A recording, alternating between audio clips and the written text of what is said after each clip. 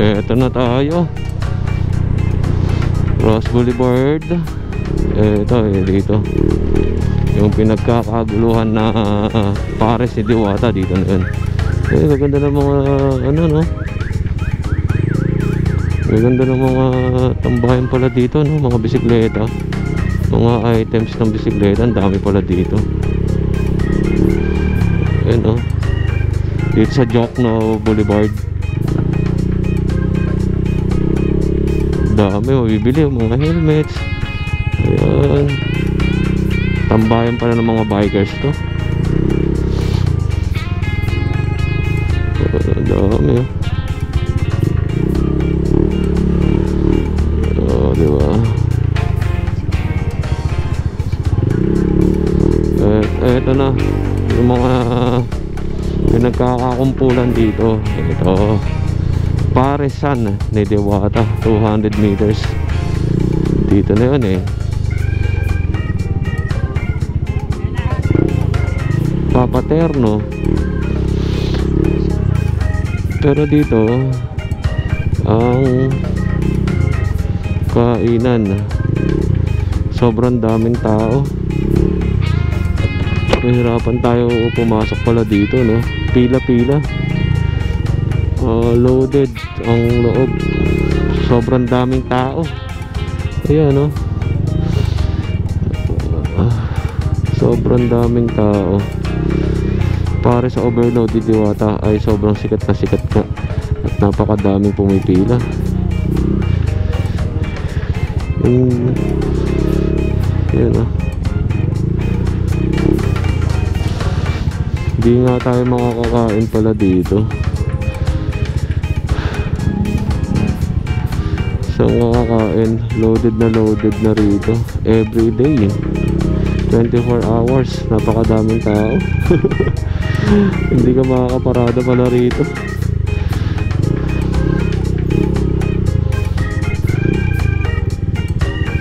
Ito naman, ano naman to? Mga motorsiklo na nahuli.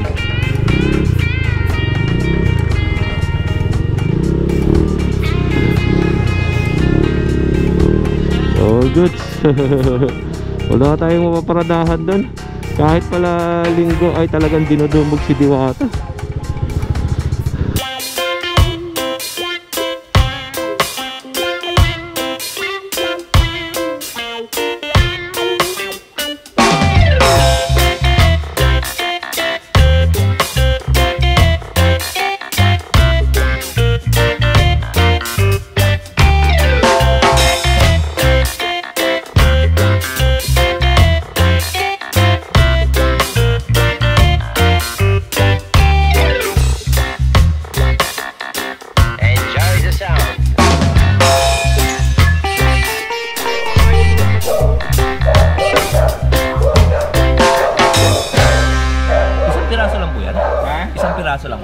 Isa lang. Ano yan? Fresh water. Opo. Ang bawal yung salt water na pawikan. Opo. Pero yan, fresh water yan.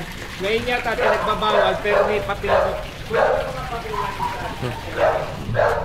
Pig nose turtle. Ganda, oh. Ano kinakain niyo? Kahit ano, mga scavenger yan eh. Kanin, mga ulam, lahat yan. Ito mga tilapia ko naganak na. Bagong panganak yan. Ito, magandang umaga. Kasama natin si Sir Franco and syempre si Cap ng Pasig. Cap, magandang umaga po. Magandang umaga. And may pinakita natin si Sir Franco yung kanyang mga isda dito. Meron siyang pig nose turtle, nag-iisa dito sa Pasig. Ano ba yan? Ha? Lang yan. Kailan po ba meron na ito sa Pasig? Marami. Meron, kaya lang di nila mapalaki kasi sa aquarium. Opo. Sa akin malaki fish pond ko. Ang isda tsaka ang mga sa water, hanggang mas malaki yung ginagalawan, mas madali silang lumaki. Cap, bukod ba dyan, meron ka bang mga exotic?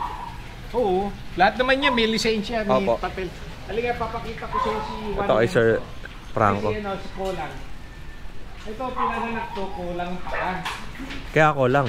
Kaya kulang. Ayan, swerte sa akin yan. Ano pong aso yan? Mastiff. Bull Mastiff. Hindi naman Mastiff lang Mastiff kasi lang. yung Mastiff malalaki. Eto, ganyan lang siya kalaki. Oo, ano yan, compact Mastiff. Opo. Hindi ko siya masyadong pinalaki. Hindi ko masyadong pinakain ng maliit para hindi siya lumaki. Kasi pag lumaki yan, hirap buhatin. Mabigat. Mabigat saka mas madaling lumaki. Opo. Ay, bigat. Pagka mga Mastiff kasi yung malalaki, hanggang 6 to 7 years na Okay. kabuhay. Hindi tumatakbo, hindi naglalakad. Kaya ang tendency, nagkukulaps yung internal organ. Kagaya niya, ng mga, ano kayo, mga alaga. Yan na lang mga alaga ko dati. I have 6 state breeders. Opo. Breeder kayo dati ng mga aso? Oo, 700 puppies na pinamimigay ko eh. Dito nyo lang po pinapwesto? Oo, dito lang, yan. Ayan o, nakailang ka na sa Oh, akin. pinapamigay niya lang. Opo. Namimigay ko Sir lang. Franco, nabanggit sa akin ni Cap na dati daw sinihan to. Oh, sino yan yan? Kayo po yung may-ari. Kasi napansin ko, nakwento nga sa akin ni Cap na isa to sa mga kilalang sinihan noon. Sinihan talaga ang ano niya, no? Naman sinihan niya sa harap yung entrance. Opo. Okay, may mga sawa din dito.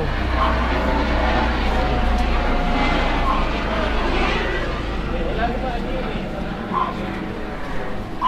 Kaya ito sukat ako. Ilang taon na ito, Jo? Nakakatawa, oh. Daming alaga pala ni Sir Franco dito. Come on. Gito yung kay attorney, di ba? Gito yung kay attorney, no? Sino attorney? Yung kaibigan po namin, si Paolo. Kay Boss Jaime. Jaime Lim. Pero wala siyang ganito. Ayun. Alin po? Kay Boss Jaime Lim?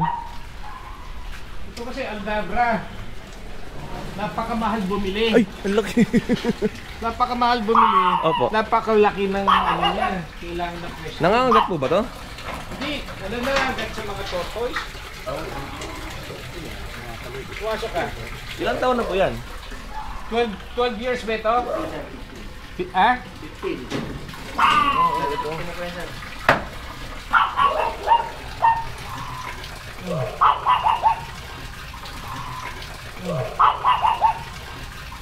Baka dumami na naman tigahanga ko. Yari. Ay, ganda. Ay, sabra. Yung isa, anong tawag po doon? Sulcata. Sulcata. Yun ang third largest. Ito second largest tortoise in the whole world. Iyan na po yung laki niyan. Lalaki pa. Oo, hanggang 120 years old yan eh. Yung malaki yan, tagal pa yan. Pag namatay ako, papamanak sa'yo. Oh, yes. Okay, alam mo. Ano po yun dito? Tilapia, yan ang kinakain ng mga boy ko. Pag lumalaki na. Okay po. Jade! House tour pala tayo talaga dito. Ang dami natin makikita, nakakatawa. Dito, parang Eh, hindi na ako lumalabas, hindi na ako nag-asawa. Jade, kunin mo nga yung pinaka... ay, ano? Flying, anong tawag to? Sugar glider. Sugar glider. Sarang natin ito. Jo, sarang natin ito. Buksan mo yung sauce. Lumilipad kasi yan. Ang bilis, ang hirap huliin yan. Yan ba yung pinakamaliit? Hindi, sir. Ito yung lalaki. Ha? Ito yung lalaki, sir. Lalaki. Yan. Ito, kadalasan to nakikita doon sa mga, pet show, sa mga expo, sa sa mall. Pero yan, hindi endemic sa atin yan, di atin yan. Sa Australia yan. Pero malaki to. Yung sa mga expo po, maliliit lang. Mga ganyan lang. O, kasi binibenta yata yung Opo. sa expo eh. Yun, Jade yun dito. Yung bago panganak na pinakamaliit. Meron pa. Oh, gusto mo? Ang anak na. dito nga sa kabila. Eh, di ko alam kung ano yun. Sugar dye. Ayan yung magandang nagwa-viral lagi sa Facebook. Yung ginagi sa gano'n, tapos magaling ginagit yan, yung eh. lawin. Si Jade magaling yan eh. Kunin ko yung isa. Siya yun, yung maingay? Dog food, apple, any sweet kaya nga sugar eh. Kasi Ito matatamis. matatamis ang kinakain niya. Sila yung maingay. Pakboy ako Ito po hindi nyo binibenta yung mga ganyan. Hindi ako magbibenta. Lahat Alaga ng mga lang. hayop ko, naka 700 puppies na ako, puro pamigay. Yun nga po, nabanggit ni Cap sa akin. Never ako nagbebenta. Kasi yun ang ano ko eh, pinakagusto ko yung nakakapag-breed ako. At nakapagpasaya kayo na ibang tao na hindi lang kaya mag-avail ng mga ganitong klaseng hayop. Binibigay ko mga hayop mga 400 mil, Ayun nga po, nabanggit. 5,000, French Bully. Ito ba, anong lahi niyan? Di ba may mga kategorya? Hindi ko na alam. Ito ang pinaka-ordinary nila. Yung isa yung mas malaki. Pareho lang. Parehas lang sila. Oh, Australia? yan yung tatay niya, ito yung mga anak. Mga anak pala to. Eh, ganito kaliit yung binibenta dun sa expo.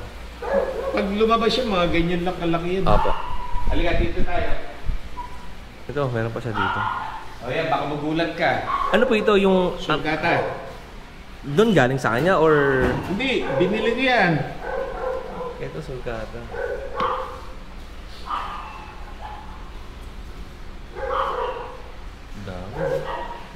Sir Franco, paano ba malalaman kung ano yung lalaki dyan Ang babae? sulgata, sa 6 years malalaman mo pagka lalaki na.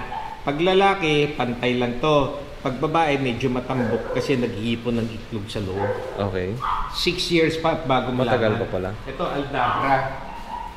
Ayun na ang balita. Lahat ng mga alaga ni Sir Franco dito sa kanyang bahay ay may mga papeles. Ipinakita niya sa akin isa-isa lahat ng mga papel ng alaga niyang hayop. Alam mo kung ano yan? Opo. Ha? Yan ang anti-kidnapping. Kasi para kidnapping ka, syempre iba-background check ka. Eh kung nakita ka naman katabi mo si Apalos, si Speaker Alvarez, si Echeverry, Opo. yan, mga general, si Gordon, sino kikidnap sa'yo? Yan ang anti-kidnapping. Opo. Wala nakakaisip niyan. Tapos ito po yung prima. Ito yan. Ito yun.